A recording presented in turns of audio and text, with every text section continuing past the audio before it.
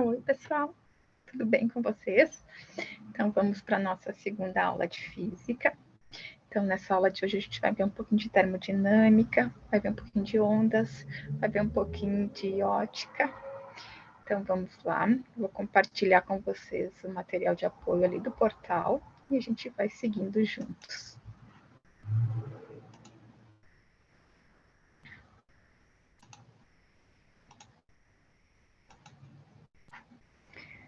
Então, vamos lá.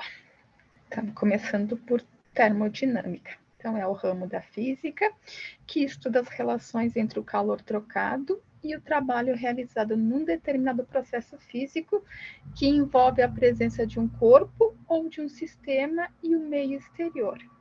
Então, só para a gente recordar, ó. Então, calor é a energia térmica em trânsito que ocorre em razão das diferenças de temperaturas existentes entre os corpos ou sistemas envolvidos.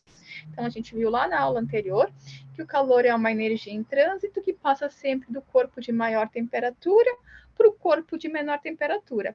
Então, esse transporte, essa transferência de energia, ela para quando ambos os corpos atingirem a mesma temperatura. E energia, então, é a capacidade que um corpo tem de realizar trabalho. Vamos lá para a primeira lei da termodinâmica. Então, chamamos de primeira lei da termodinâmica o princípio da conservação de energia aplicada à termodinâmica, o que torna possível prever o comportamento de um sistema gasoso ao sofrer uma transformação termodinâmica. Então, o que diz esse princípio de conservação de energia? Então, um sistema não pode criar ou consumir energia, mas apenas armazená-la ou transferi-la ao meio onde se encontra, como trabalho ou ambas as situações simultaneamente. Então, ao receber uma quantidade Q de calor, este poderá realizar um trabalho e aumentar a energia interna do sistema. Então, sempre que um sistema receber uma quantidade de calor, esse calor pode se transformar em trabalho, ele pode, além de se transformar em trabalho, ser armazenado como energia interna ou ambas as coisas simultaneamente. Esse calor pode ser convertido em trabalho e outra parte ser armazenada como energia interna. Só para a gente ver aqui, aplicado ao dia a dia, o que é essa conservação de energia. Então, a energia não pode ser criada nem destruída. Ela é apenas transformada de um tipo de energia para outro tipo de energia.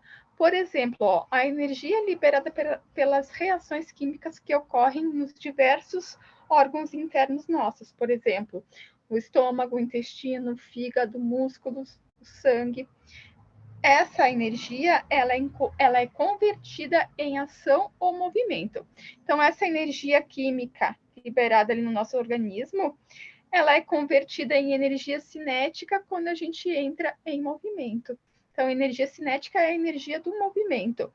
Então, a gente tem ali um tipo de energia, que é a energia química, convertida em energia cinética. Então, essa energia química, ela é transformada em energia cinética quando a gente entra em movimento. Um outro exemplo aqui, ó, a energia elétrica que chega da hidrelétrica, por exemplo, ó. Quando a gente acende uma lâmpada, essa energia ela é convertida parte em energia luminosa, que é quando acende a luz, e tem uma outra parte da energia que é dissipada, que é o aquecimento da lâmpada. Sempre que a gente mantém uma lâmpada aquecida, acesa, ela acaba aquecendo. Então, a gente tem ali um outro tipo de energia, que é a energia calorífica. Então, a energia elétrica ela é convertida em energia luminosa e energia calorífica. Então, esse é o princípio da conservação de energia. Então, a energia, ela não se cria nem se destrói. Ela vai sempre se transformando de um tipo de energia para outro tipo de energia. Então, vamos voltar ali para termodinâmica. Então, ó, expressando matematicamente, então a gente tem a fórmula ali, ó. Calor, o que a gente falou antes. Calor vai ser igual a trabalho mais energia interna. Então, sempre que um sistema receber calor, Esse calor pode ser convertido em trabalho ou pode ser armazenado como energia interna ou ambas as coisas simultaneamente. Então, Q é o calor fornecido, T é o trabalho realizado e ΔU é a variação da energia interna, sendo todas as unidades em joule. Então, as unidades tanto para calor, quanto trabalho, quanto variação de energia é o joule. Então, trabalho. Então, aqui só para a gente ter qual é o conceito de trabalho. Então, imagine que você tem alguns livros que precisam ser guardados em uma estante. Para tal tarefa, você precisa aplicar uma força nos livros.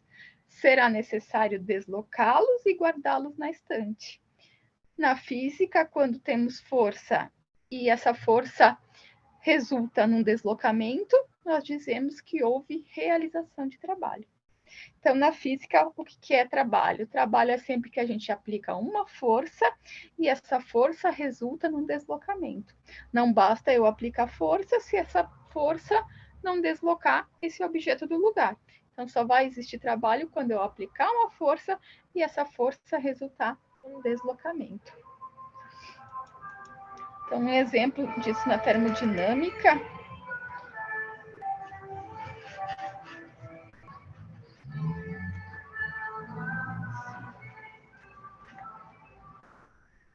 nas antigas máquinas a vapor, gerava-se calor com a queima do combustível, como, por exemplo, o carvão. Então, a gente tem ali um exemplo de realização de trabalho.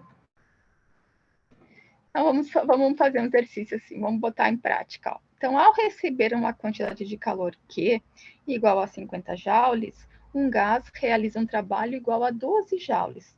Sabendo que a energia interna do sistema antes de receber calor era igual a 100 joules, qual será a energia após o recebimento do calor? Então, a gente viu ali na formulazinha anterior ali, ó, calor vai ser igual a trabalho mais variação de energia. O que é essa variação de energia? É a energia final menos a energia inicial. Então, a energia final é a energia depois de ter recebido o calor. A energia inicial é a energia antes de ter recebido esse calor. Então, vamos lá. Então, a gente tem ali que Q é igual ao trabalho realizado mais a variação de energia. Então, a gente tem ali que o gás que foi recebido um calor de 50 joules. Então, eu vou substituir o Q por 50. Igual, realizou um trabalho igual a 12 joules. Então, o T ali de trabalho é igual a 12. Mais a variação de energia, que é o quê? Energia final, que é o que a gente quer saber, menos a energia inicial, que era antes de receber esse calor. A energia inicial era igual a 100. Então, eu tenho 50 igual a 12, mais energia final, menos 100. Então, eu vou ter que descobrir qual que é essa energia final. Então, tudo que tiver lá, a gente tem aqui uma equação do primeiro grau. Tudo que tiver depois da igualdade, eu vou passar para antes da igualdade. Então, vai ficar 50. O 12 vai passar menos 12 e o menos 100 vai passar mais 100. Então, vai ficar 50 menos 12 mais 100 igual à energia final. 50 mais 100 dá 150, menos 12, 138.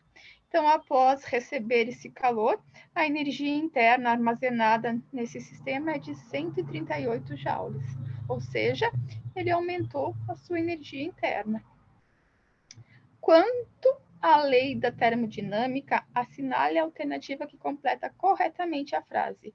A não pode ser criada nem destruída, mas somente transformada de uma forma em outra. Então, ali a gente tem a energia, né? Então, a conservação de energia. Então, a energia não pode ser criada nem destruída, mas somente transformada de um tipo de energia para outro tipo de energia.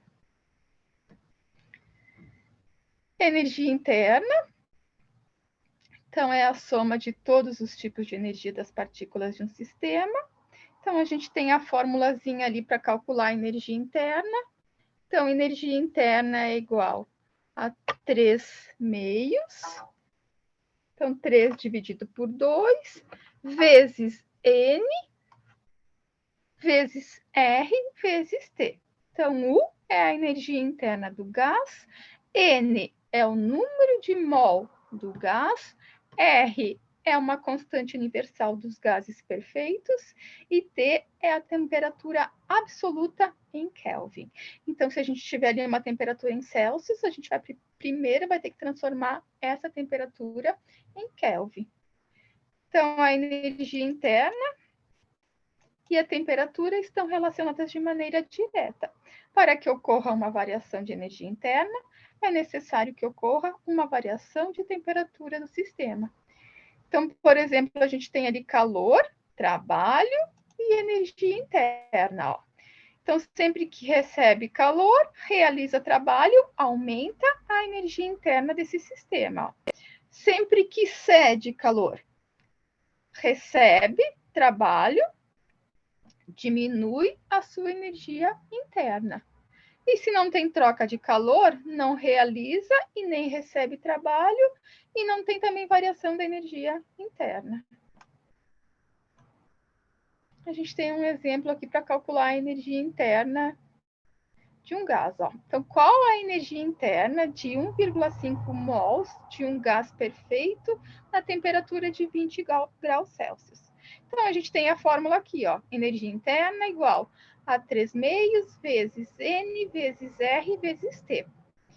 Então, N número de mols, a gente tem aqui que é 1,5. Então, ó, vou colocar 3 meios vezes N 1,5 vezes R, que é a constante, que é R igual a 8,31. Então, vezes 8,31, vezes a temperatura, só que ela tem que estar em Kelvin. Para mim, converter de Celsius para Kelvin, eu sei que a temperatura em Kelvin é igual à temperatura em Celsius mais 273. Então, se eu tenho 20 graus Celsius, vai ficar 20 mais 273 igual a 293 graus Kelvin. Então, a gente multiplica tudo que está no numerador. 3 vezes 1,5 vezes 8,31 vezes 293. Vai dar 10.956,73. Isso dividido por 2, porque eu tenho 2 aqui no denominador, vai dar igual a 5.478,37 joules. Então, essa é a energia interna desse gás. Então, aqui a gente tem mais um exercício. Ó. Então, o esquema da panela de pressão e um diagrama de fase da água são apresentados a seguir. Então, a gente tem aqui aqui ó, o diagrama. Ó. Aqui a gente tem a temperatura em Celsius e a gente tem aqui a pressão atmosférica. Ó. Aqui a gente tem a temperatura e a pressão. O que a gente vê? Ó? Conforme vai aumentando a pressão, o que vai acontecendo? Vai aumentando também a temperatura. Ó. Então, a vantagem do uso da panela de pressão é a rapidez para o cozimento de alimentos. Isso se deve por quê? A pressão no seu interior, que é igual à pressão externa, a gente sabe que não, que a pressão no interior da panela de pressão é bem maior do que a pressão externa, né? A temperatura no seu interior, que está acima da temperatura de ebulição da água no local. Então, se a gente for ver aqui, ó, a panela de pressão, ela chega aqui a uma temperatura quase a 160 graus Celsius. A gente sabe que na água normal, assim, uma panela normal, a fase da ebulição da água ocorre em 100 graus Celsius. Então, a partir de 100 graus Celsius, a água começa a se transformar em vapor, né? Então, numa panela normal, a temperatura vai chegar a 100 graus Celsius. Na panela de pressão, ela chega a quase 160 graus Celsius. Então, é isso que se deve à vantagem do uso da panela de pressão, dela cozinhar mais rápido, porque no interior dela a gente consegue uma temperatura bem maior do que usando uma panela normal. Então, a gente tem aqui a segunda lei da termodinâmica. Então, a gente viu lá a primeira, que sempre que o princípio da conservação de energia. Então, a energia não se cria nem se destrói, ela é convertida de um tipo de energia para outro tipo de energia. Então, a gente viu lá que quando um corpo, um sistema recebe uma quantidade de calor, esse calor pode ser realizado em trabalho, pode realizar trabalho ou pode ser convertido em energia interna. A segunda lei da termodinâmica, então, tem dois enunciados aparentemente diferentes que ilustram essa segunda lei da termodinâmica. Então, o primeiro, que é o de Clausius. O calor não pode fluir de forma espontânea de um corpo de temperatura menor para um corpo de temperatura maior. Sempre o contrário, também que a gente viu lá na aula anterior. Então, tendo como consequência que o sentido natural do fluxo de calor é da temperatura mais alta para a mais baixa. E que para que o fluxo seja inverso, é necessário que um agente externo realize um trabalho sobre esse sistema.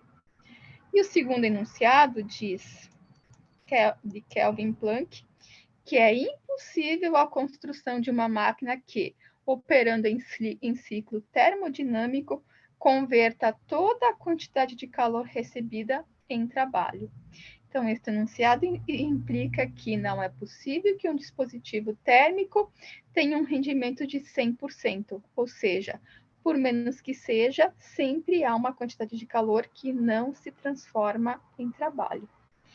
Então, esse segundo enunciado diz que o rendimento de um dispositivo térmico nunca pode ser de 100%. Então, sempre tem uma perda de energia aí.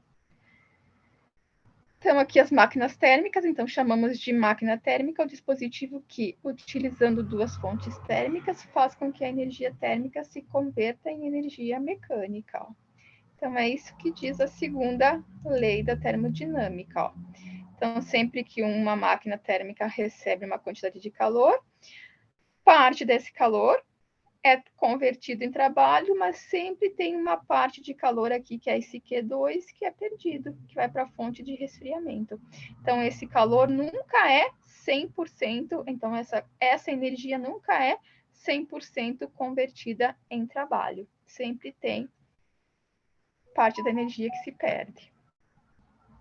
Então, esse trabalho realizado vai ser igual à energia recebida menos a energia que se perdeu. Então, agora a gente vai para as ondas. Então, ondas, movimento oscilatório. Então, uma onda é uma perturbação oscilante de alguma grandeza física no espaço e periódica no tempo. Então, uma onda transfere energia de um ponto para outro, mas nunca transfere matéria entre dois pontos. Então, uma onda apenas transfere energia de um lado para o outro. Ela nunca vai transferir matéria entre esses dois pontos. Então, uma onda é um pulso energético que se propaga através do espaço ou através de um meio líquido, sólido ou gasoso. Um exemplo de onda é dito quando joga-se uma pedra em um lago de águas calmas, onde o impacto causará uma perturbação na água, fazendo com que ondas circulares se propaguem pela superfície da água. Então, a gente tem aqui um exemplo de onda. Ó. Essas ondinhas que formam quando a gente joga uma pedra, por exemplo, num lago. Então, a gente pode classificar essas ondas quanto à direção de propagação. Então, elas podem ser unidimensionais, bidimensionais ou tridimensionais. Quando que elas vão ser unidimensionais? Quando elas se propagam em apenas uma direção. Um exemplo de onda unidimensional, a gente tem as ondas em uma corda ou de molas esticadas. Então, elas se propagam apenas uma direção. Pode ser na horizontal ou pode ser na vertical. Então, elas se propagam em apenas uma direção. Bidimensionais são aquelas que se propagam por uma superfície. Então, elas se propagam naquela superfície, pode ser à direita, à esquerda, que é um exemplo das ondas que se formam quando a gente joga lá uma pedra na água. Então, ali a gente tem a onda se forma na superfície da água. Então, a gente tem ali um tipo de onda bidimensional. E tridimensional são aquelas que são capazes de se propagar em todas as direções, que é o exemplo da onda de luz e do som, que se propagam. Por exemplo, se eu for falar, a minha voz vai sair, o som vai sair em todas as direções, né? Em todas as dimensões. Nesse caso, são chamadas de ondas tridimensionais. A gente pode classificar as ondas também pela sua natureza. Então, elas podem ser ondas mecânicas, que são as ondas que necessitam de um meio material para se propagar. Então, elas podem se propagar pelo ar, pela água, pelo sólido, mas elas necessitam de um meio material para se propagar. Elas não são capazes de se propagar no vácuo. Um exemplo de onda mecânica, a gente tem o som, que se propaga através dos gases, líquidos e sólidos, que é de uma frequência detectada pelo sistema auditivo. Uma onda similar é a onda sísmica que está presente nos terremotos. E outro tipo de onda, então, são as ondas eletromagnéticas, que são ondas geradas por cargas elétricas oscilantes e que sua propagação não depende do meio em que se encontram, podendo propagar-se no vácuo ou em determinados meios materiais. Exemplos de onda eletromagnéticas, a gente tem as ondas de rádio, de radar, os raios-x, as ondas de micro-ondas, a luz solar, entre muitos outros. Então, as ondas eletromagnéticas são ondas que não necessitam de um meio para se propagar. Elas são capazes de se propagar no vácuo. A gente pode classificar também essas ondas quanto à sua direção de vibração. Então, elas podem ser transversais ou longitudinais. Então, quando que é uma onda transversal? São as que são causadas por vibrações perpendiculares à propagação da onda, como, por exemplo, de uma corda. Ó.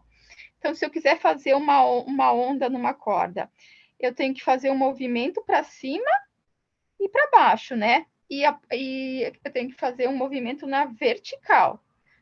E a onda vai se propagar na horizontal, ó. Então, eu sempre vou ter, ó, são vibrações perpendiculares à propagação, ó. Então, eu tenho uma vibração que é para cima e para baixo, então, na vertical, e tem uma propagação de onda na horizontal. E longitudinais são ondas causadas por vibrações com mesma direção de propagação, que é como, por exemplo, as ondas sonoras. Então, elas têm a mesma vibração, a mesma vibração, tem a mesma direção da propagação. Por exemplo, se eu for falar, quem estiver na minha frente vai escutar melhor do que atrás de mim, né? Porque a onda tem mesma vibração, a mesma direção de vibração e propagação. Como que funciona o nosso ouvido? Como que a gente escuta um som? Então, no ouvido, as ondas atingem uma membrana que é chamada de tímpano. Então, quando o som vier, quando ele vai atingir essa membrana que a gente chama de tímpano. O tímpano, assim que recebe o som, passa a vibrar com a mesma frequência das ondas. Assim que os dois estiverem na mesma frequência, ele transmite ao cérebro, por impulsos elétricos, essa sensação do som que a gente escuta, esse som que a gente ouve. Então, as ondas sonoras são ondas longitudinais. A gente pode também caracterizar o som pela sua intensidade, altura ou timbre. Então, o que é intensidade ou volume do som? Então, está ligada à quantidade de energia transportada pelo som. Então, dessa forma, conforme a intensidade do som, dizemos que ele é mais forte, depende da amplitude da onda. Então, quanto maior ele atingir, quanto maior esse som, a amplitude que ele for atingir, a gente diz que mais forte é o som. E quanto menor for essa amplitude, quanto mais fraco for o som, menor vai ser a amplitude aonde esse som vai atingir. Então, intensidade ou volume tem a ver com a amplitude do som, a amplitude da onda, o quanto mais essa onda vai chegar, até onde ele vai atingir esse som. Então a gente caracteriza ele como som forte, o som fraco. Então o som forte é a onda que possui maior amplitude, então aonde mais ela vai chegar. E o som mais fraco é o som que tiver, é a onda que tiver menor amplitude. Então, é aonde menos o som vai chegar. Então, o som chega. Então, o volume e intensidade tem a ver até onde esse som vai chegar. Então, o som fraco, que não vai chegar tão longe. E o som forte, quanto mais forte, maior é a amplitude. Então, mais ele vai atingir. Então, em homenagem ao científico norte-americano Graham Bell, que estudou o som e inventou o telefone, a intensidade sonora é medida em Bell ou decibéis. Então, a unidade para a intensidade sonora é o Bell ou decibel. Então, a gente tem aqui algumas intensidades ou volumes de sons. Então, o tic-tac de um relógio tem 10 decibéis, o farfalhar de folhas ao vento tem 20 decibéis, a conversação normal tem 60 decibéis, uma conversação animada tem 90. Vamos ver mais alguns exemplos aqui. Ó. Boate ou discoteca tem 120 decibéis, grandes explosões chegam a 200 ou mais decibéis. Então, lembre que intensidade ou volume tem a ver com a amplitude que esse som vai atingir. Então, quanto mais forte, maior é a amplitude dessa onda. Quanto mais fraco o som, menor é a amplitude dessa onda. A altura, então, a outra característica é a altura, que está relacionada com a frequência do som.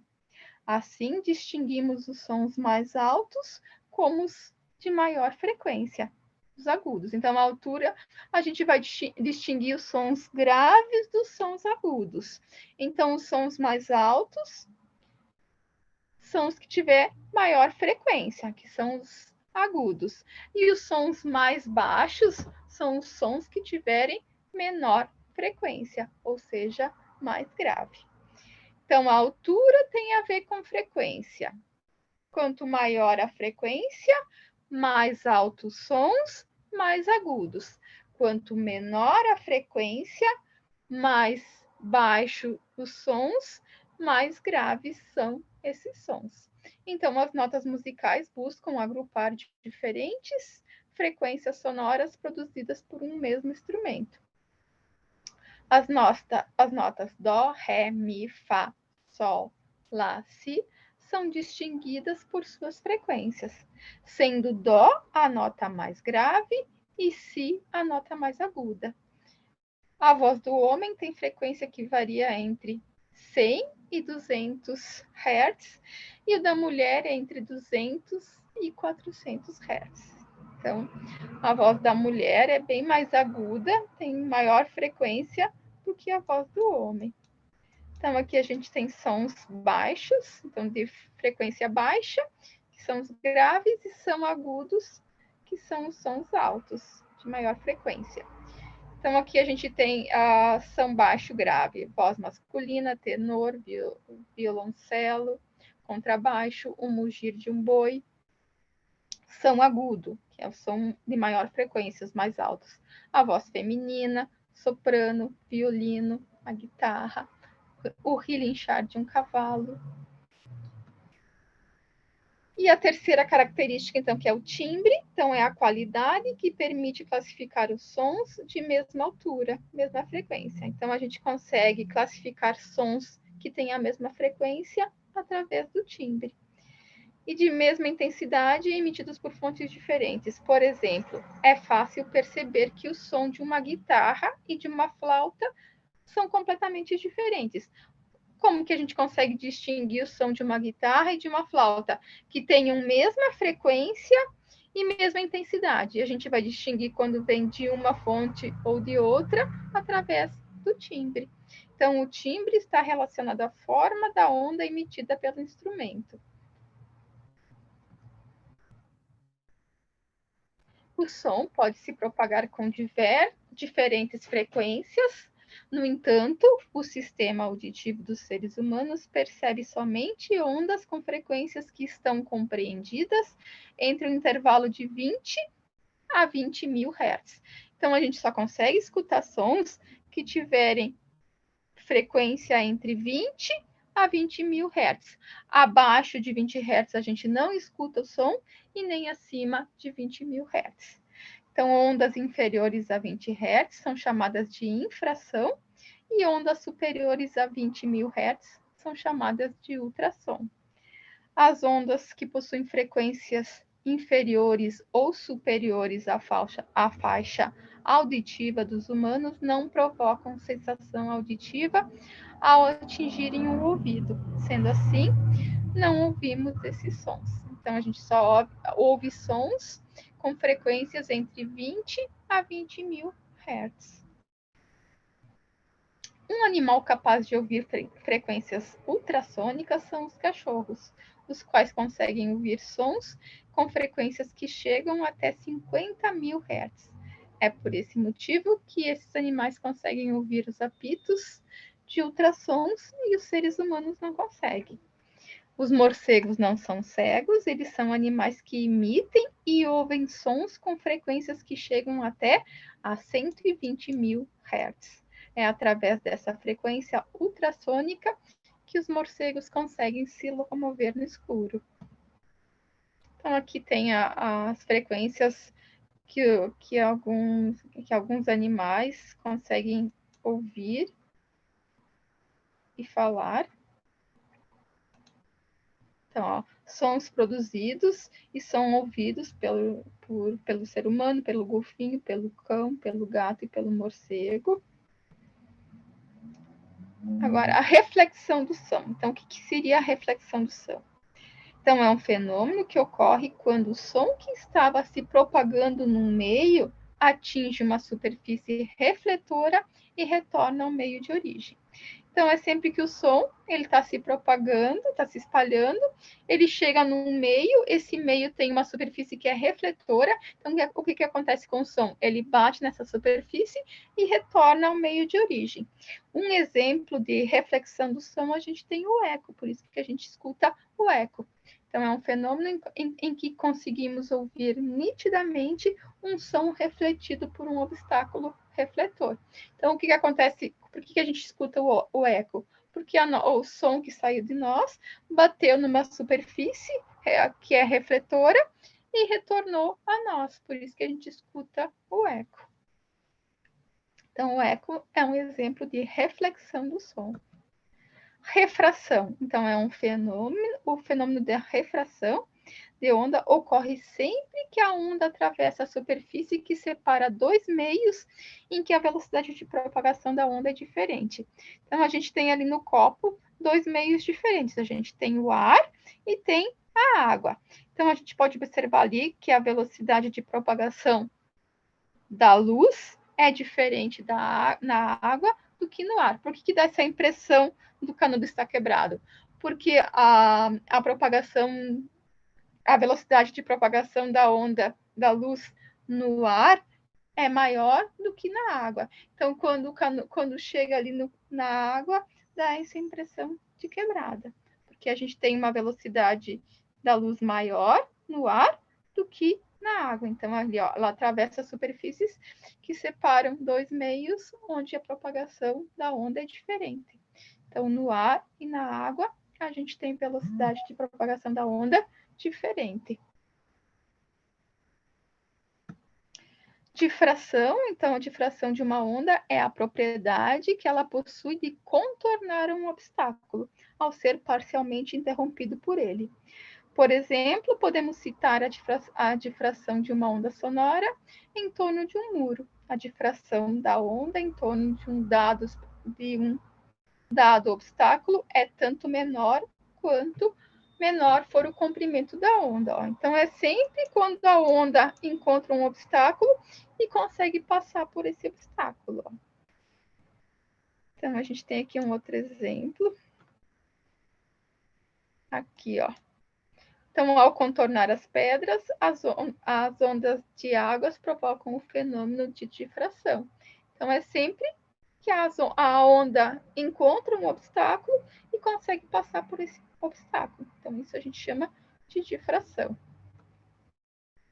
E ressonância, então, quando a frequência de oscilação da fonte coincide com a frequência de oscilação natural do corpo, a amplitude de oscilação desse corpo atinge valores elevados, pois a fonte progressivamente cede energia ao corpo. Esse fenômeno que a gente chama de ressonância. Então, um exemplo disso a gente tem aqui, ó. Quando a frequência da voz de uma cantora lírica atinge a mesma frequência de vibração das moléculas de uma taça de cristal, a quantidade de energia das moléculas se eleva gradativamente e a taça se quebra. Então, o que acontece ali? Ó? A voz da cantora lírica, ela atinge uma frequência semelhante à frequência natural da taça. Quando elas chegam a uma frequência semelhante, a frequência da voz ali da cantora lírica passa a energia, é transferida para a taça, para a oscilação da taça aumenta. Então, tem uma energia que é transferida para a taça. Isso eleva tanto a energia desse corpo que chega, dessa taça que chega a arrebentar. Então, é sempre quando ambos chegarem à mesma frequência. Então, se a frequência da voz lírica que atingir a frequência das moléculas da taça de cristal, isso acontece.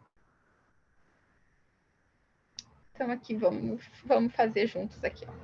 Então, o som é a propagação de uma onda mecânica longitudinal que se propaga apenas em meios materiais. O som possui qualidades diversas que o ouvido humano normal é capaz de distinguir.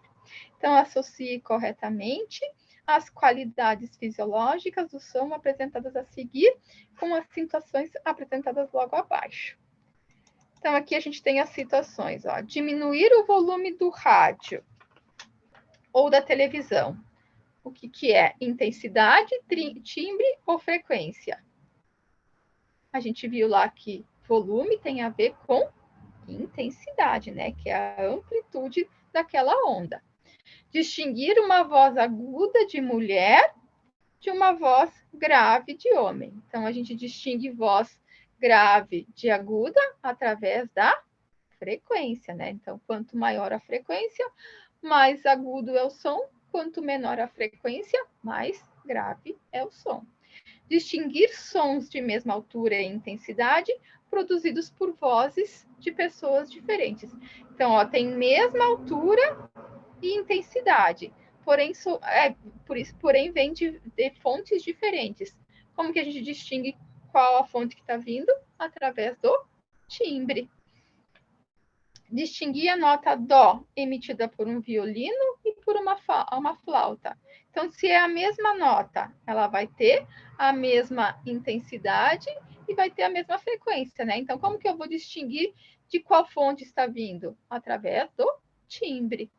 Distinguir as notas musicais emitidas por um violão. Então, a gente viu lá que a gente elas diferenciam uma da outra pela frequência, né? Então, como que eu consigo distinguir as notas musicais emitidas por um violino?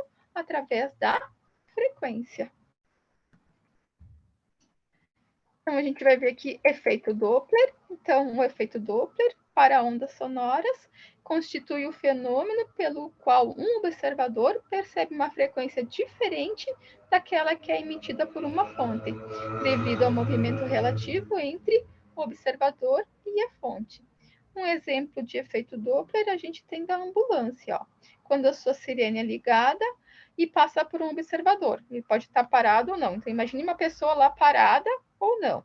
Enquanto a ambulância se aproxima dessa pessoa, a frequência por ele percebida é maior do que a real, é mais aguda.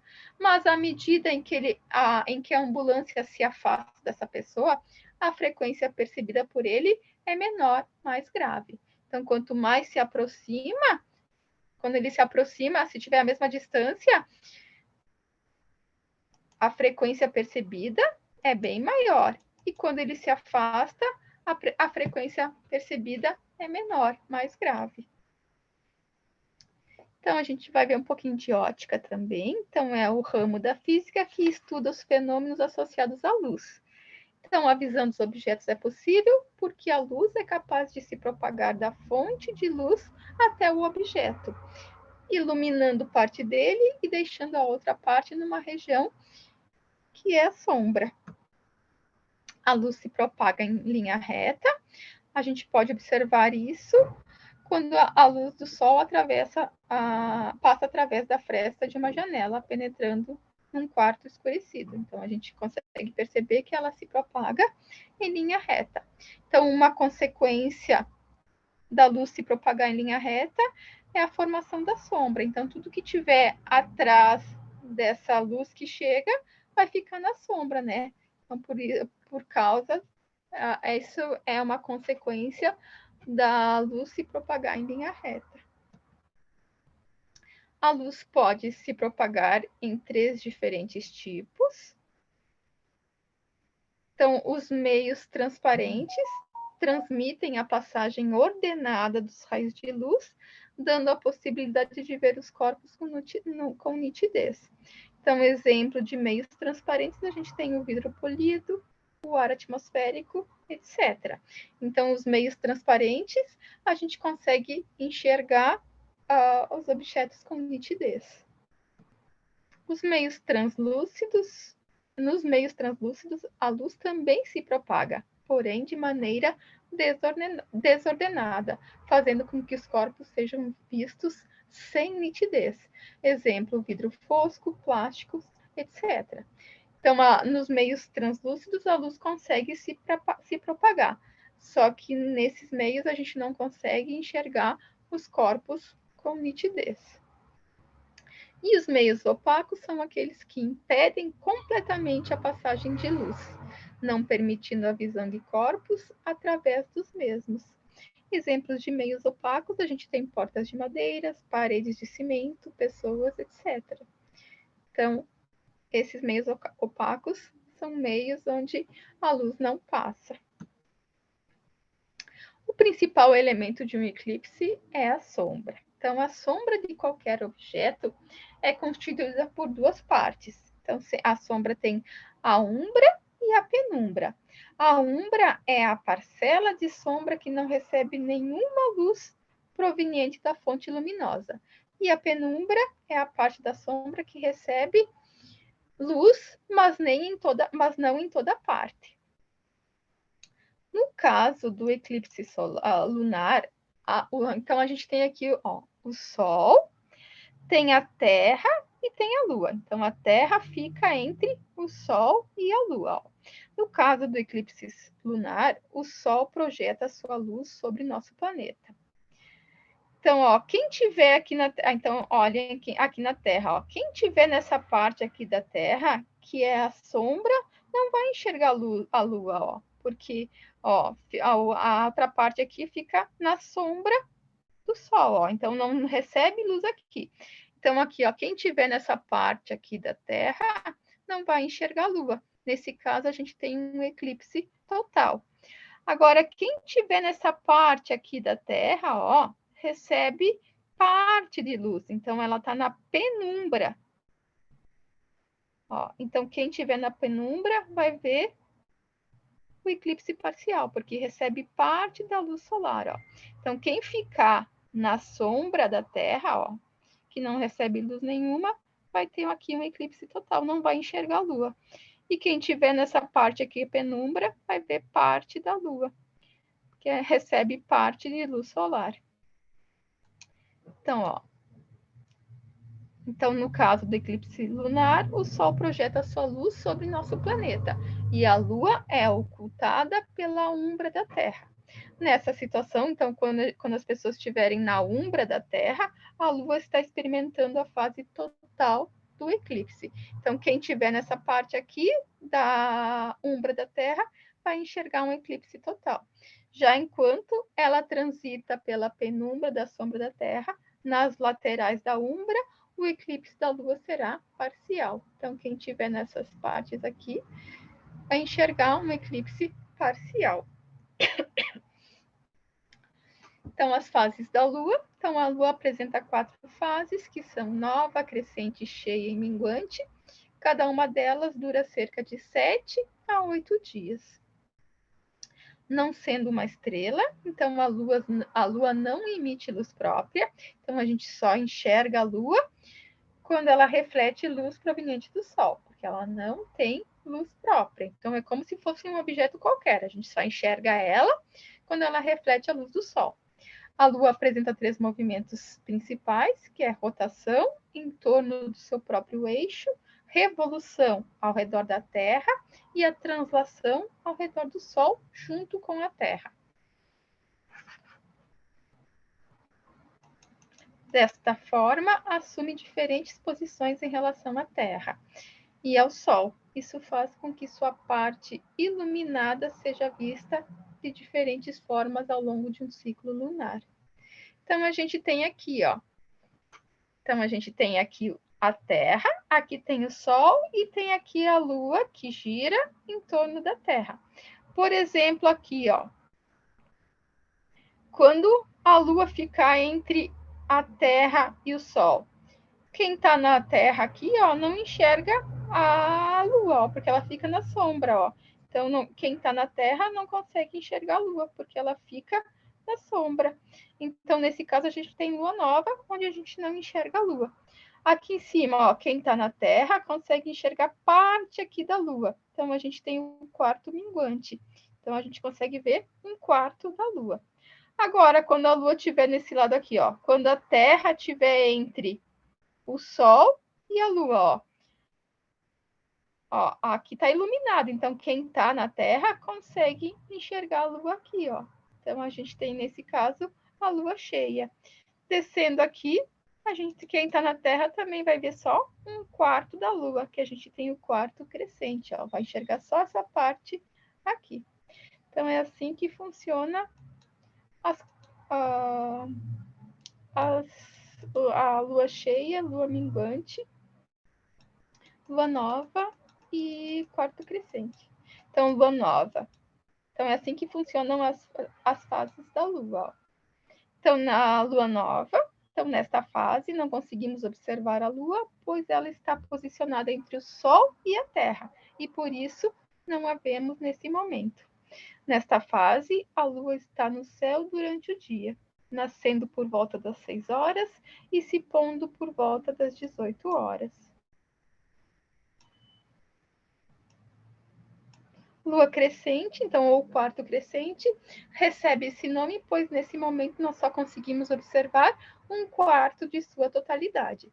Seu formato é de um semicírculo, e nessa fase a Lua nasce aproximadamente ao meio-dia e se põe aproximadamente à meia-noite. Lua cheia, então, na fase da Lua cheia, a Lua está entre o Sol e a Lua, e, portanto, conseguimos observar a totalidade do satélite, iluminado integralmente pelo Sol. Nesta fase, a Lua nasce aproximadamente às 18 horas e se põe aproximadamente às 6 horas do dia seguinte. E a Lua minguante, ou quarto minguante, é o último estágio das fases da Lua. Nesse período, ela encontra-se no formato de um semicírculo, e assim, novamente, nós só conseguimos observar um quarto da sua totalidade, no sentido oposto da fase crescente. Nesta fase, a Lua nasce aproximadamente à meia-noite e se põe aproximadamente ao meio-dia. Então, essa foi a nossa segunda aula de física. Eu espero que tenham gostado. Nos encontramos nas próximas disciplinas. Então, bons estudos, um beijo, até!